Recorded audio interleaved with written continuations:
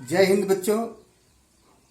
मैंने अपने पिछले वीडियो में जीव विज्ञान की परिभाषा, जीव विज्ञान शब्द का निर्माण किन शब्दों से मिलकर हुआ है तथा जीव विज्ञान के जनक कौन हैं तथा जीव विज्ञान की कौन कौन सी शाखाएं हैं इत्यादि पर प्रकाश डाला था। उस वीडियो में हमने जीव विज्ञान की कुछ शाखाओं का ही जिक्र कर पाया था। आज हम जीव विज्ञान की उन्हीं शाखाओं का जो अभी बाकी थी आगे जो है चर्चा करेंगे। बच्चों, जीव भौतिकी, इसमें भौतिक सिद्धांतों तथा विधियों के आधार पर जैविक समस्याओं का अध्ययन किया जाता है। फिर आता है आपका जैव सांख्यिकी यानी बायोमेट्रिक्स। इसमें जैविक क्रियाओं तथा उनके परिणामों का गणित तथा सांख्यिकी द्वारा अध्ययन किया जाता है। बच्चों, यहाँ पर मैं एक बात बता दूं कि बायोमेट्रिक्स दो यूनानी शब्दों से मिलकर बना है। बायोस यानी जीवन तथा मेट्रोन यानी मापन से। अब आता है आपका वर्गीकी, इसे अंग्रेजी में टैक्सोनॉमी कहा जाता है। इसमें जीवों का वर्गीकरण किया जाता है। वर्गीकरण की जितनी भी प्रणालियां हैं वो सभी टैक्सोनॉमी के अंतर्गत आती हैं। अब आता है आपका प्रतिरक्षा विज्ञान, इम्यूनोलॉजी। इसमें प्राणियों की रोगों के प्रति प्रतिरोधकता का अध्ययन किया जाता है। बच्चों, यहाँ पर मैं एक बात क्लियर कर दूं कि हमारे शरीर के अंदर रोगों से लड़ने की एक प्रतिरोधक क्षमता इम्यूनिटी सिस्टम विकसित होता है। अगर वह इम्यूनिटी सिस्टम हमारा कमजोर हो गया तो हमें अनेक प्रकार के रोग आक्रमण कर देते, यानी हमारे ऊपर अनेक प्रकार के रोग होने की संभावना बढ़ जाती है। और हमारा अगर इम्यूनिटी सिस्टम यानी रोग प्रतिरोधक क्षमता स्ट्रांग है तो फिर हमें रोग नहीं होगा।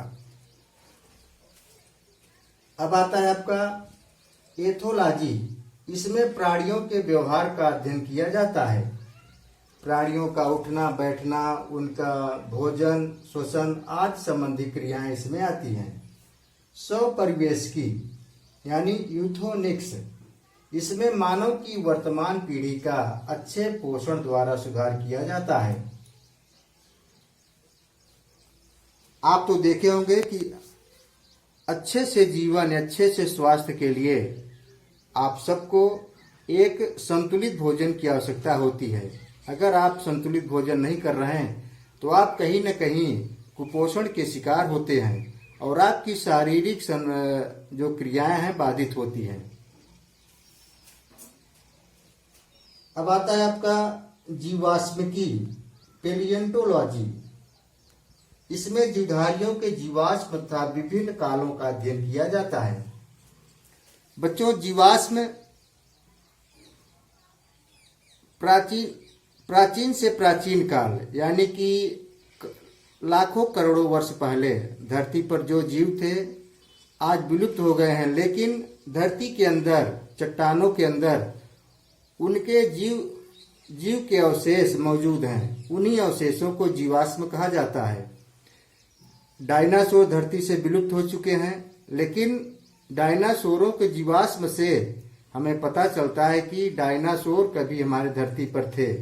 उनका आकार कैसा था, उनका रहन सहन कैसा था, इत्यादि बातों की जानकारी जो है जीवाश्म विज्ञान के अंतर्गत होता है।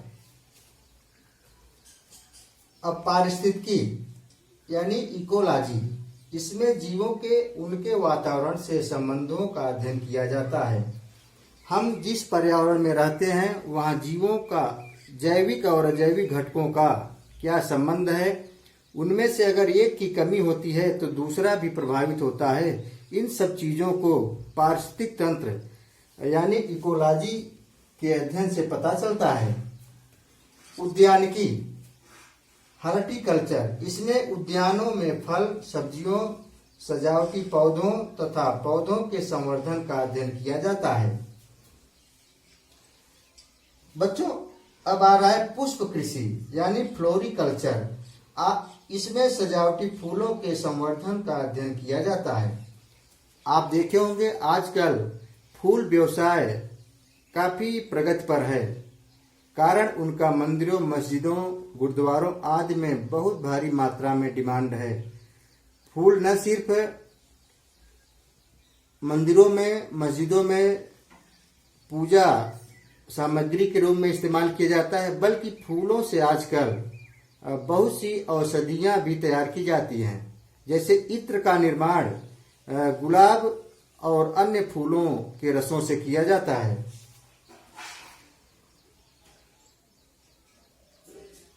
भ्रूण विज्ञान, एम्ब्रायोलॉजी। बच्चों, भ्रूण विज्ञान के अंतर्गत धरती के जीवधारियों में जो बच्चों का प्रारंभिक रूप होता है, उनमें कैसे वृद्धि होती है, वो उनमें कौन कौन सी संरचनाएं परिलक्षित होती हैं बाद में, उन सब का अध्ययन किया जाता है भ्रूण विज्ञान के अंतर्गत।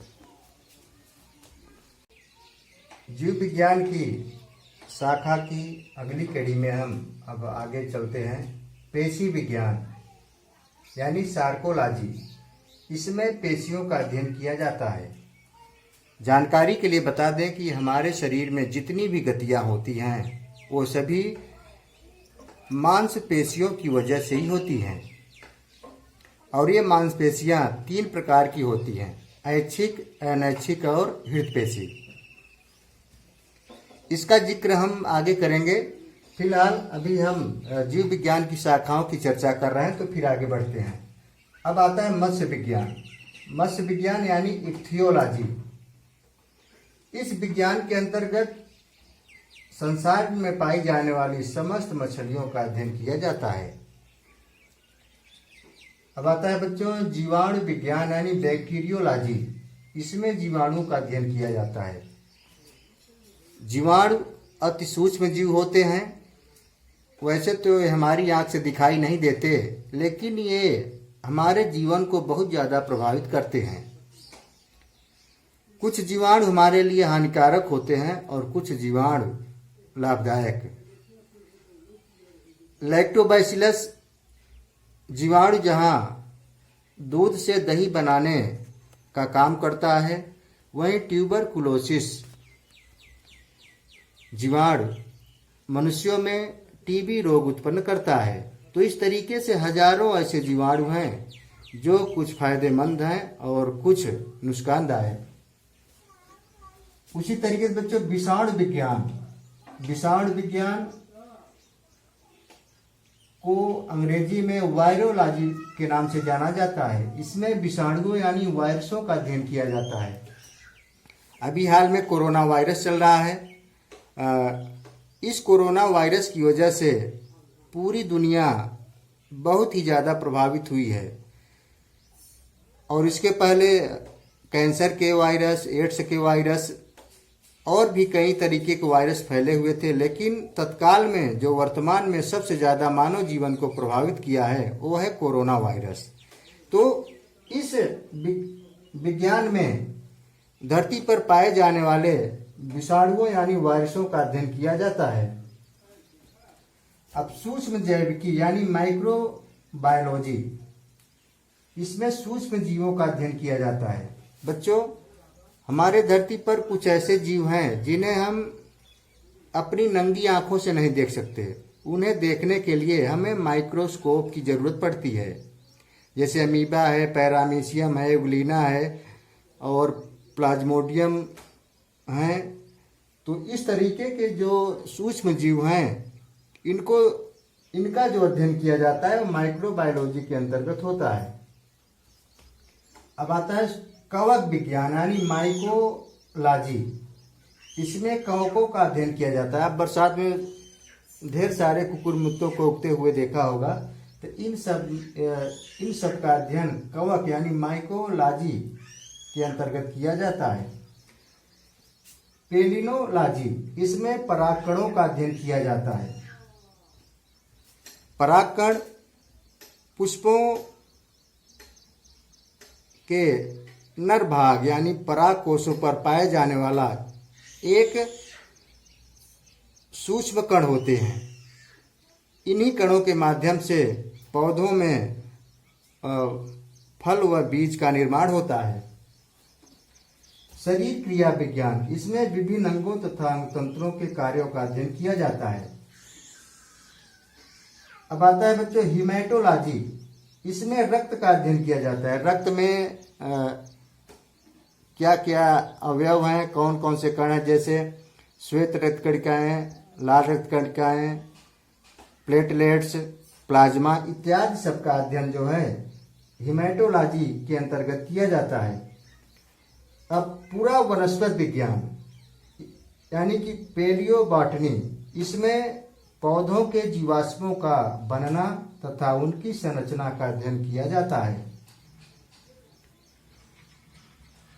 बच्चों जानकारी के लिए बता दें कि पूरा वनस्पति विज्ञान यानी पेलियोबॉटनी के जो भारत में स्थिति है, बीरबल साहनी इसके लिए जाने जाते हैं। बीरबल साहनी को भारतीय पूरा वनस्पति विज्ञान का जनक भी कहा जाता है। अब पीडियोलॉजी, इसमें मृदा का अध्ययन किया जाता है। मृदा की संरचना कैसी है, मृदा में कौन कौन से तत्व हैं इत्यादि की जानकारी पीडियोलॉजी में की जाती है। परजीवी विज्ञान यानी पैरासिटियोलॉजी, इसमें दूसरे जीवों के अंदर या बाहर परजीवियों का अध्ययन किया जाता है। जो हमारे आसपास परजीवी है, परजीवी में दूसरों पर अपना जीवन निर्वहन करने वाले जीवों को पैरासिटिक या परजीवी जीव कहा जाता है। जैसे अगर वाह की परजीवी की बात की जाए तो जू है, टिश्यू है, चीलर है, ये पिस्सू है, ये वाह परजीवी है। जबकि आंतरिक परजीवियों की बात की जाए तो प्लाज्मोडियम और फीता कृमि है, लीवर फ्लूक है, ये सब आंतरिक परजीवी हैं।